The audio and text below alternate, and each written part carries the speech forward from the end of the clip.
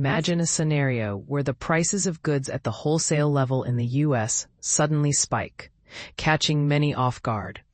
This is precisely what happened in July, with U.S. producers raising their prices at the fastest rate in over 3 years.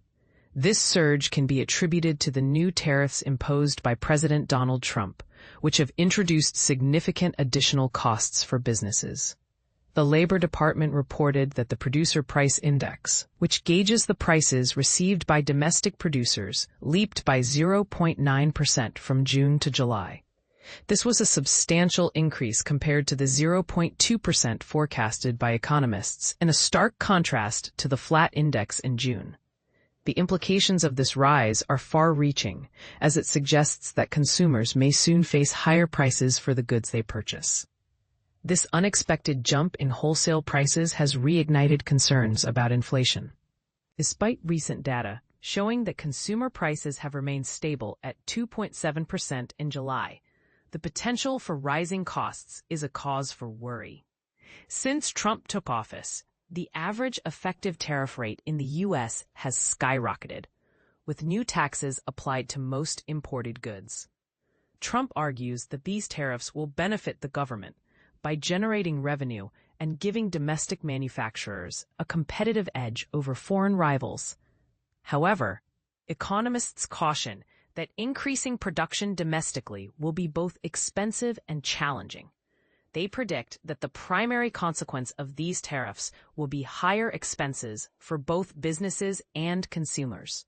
The growing inflationary pressures could complicate the Federal Reserve's decision-making process regarding interest rates.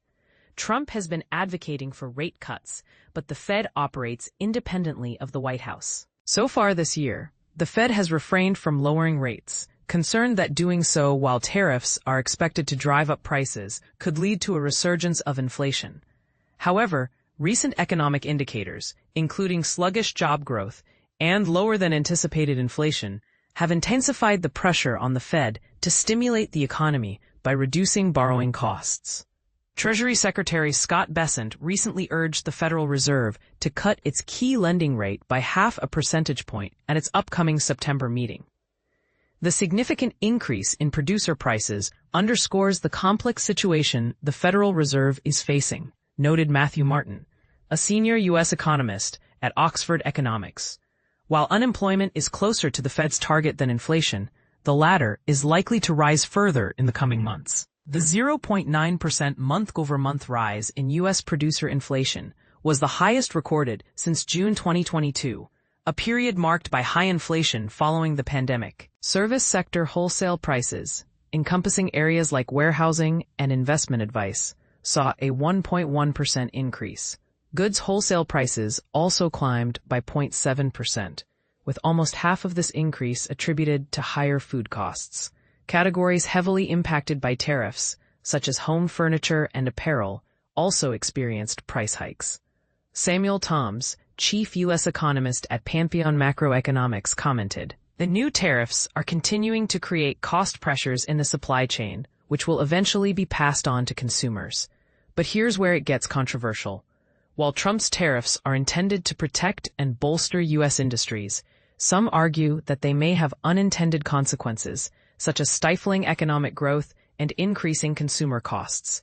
What do you think? Should the U.S. continue with its current tariff policies? Or is there a better approach to support domestic manufacturers without harming consumers? Share your thoughts in the comments below.